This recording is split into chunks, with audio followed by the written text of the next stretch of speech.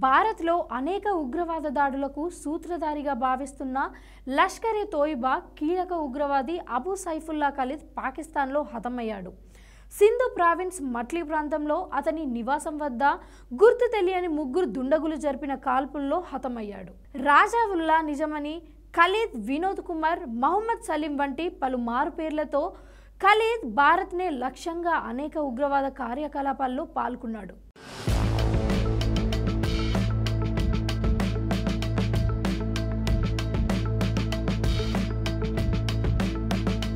2006లో నాగపూర్లోని RSS ప్రధాన కార్యాలయంపై జరిగిన ఉగ్రదాడికి Khalid ప్రధాన సూత్రధారి.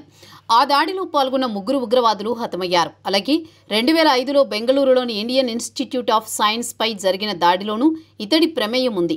ఆ దాడిలో ప్రొఫెసర్ మునీష్ చంద్ర పూరి మరణించగా నలుగురు గాయపడ్డారు. ఆ ఘటనలో నిందితులు తప్పించుకోగా ఖలీద్ సన్నిహితుడైన అబూ అనాష్పై ఛార్జిషీట్ దాఖలైనా ఆ ఘటనలో అతను ఇంకా పరారీలోనే ఉన్నాడు.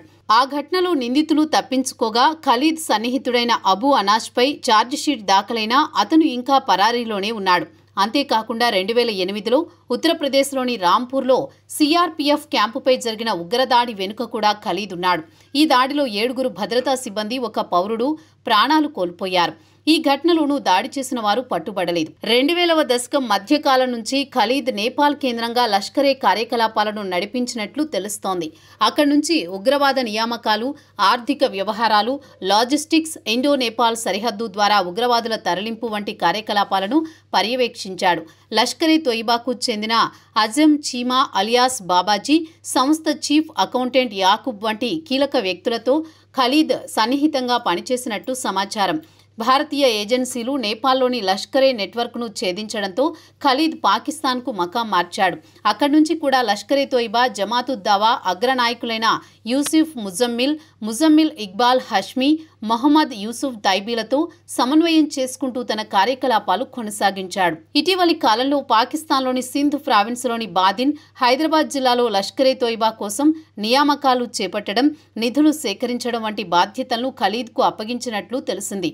అతను తన నేపాలీ భార్య నగ్మా బానుతో కలిసి బాదిన్లో నివసిస్తున్నట్లు సమాచారం. భద్రతా సంస్థల కథనం ప్రకారం ఖలీద్ కదలికలను పరిమితం చేసుకోవాలని, అతనికి వ్యక్తిగత భద్రత కూడా కల్పించాలని అతని హ్యాండర్లు ఆదేశాలు జారీ చేశారు.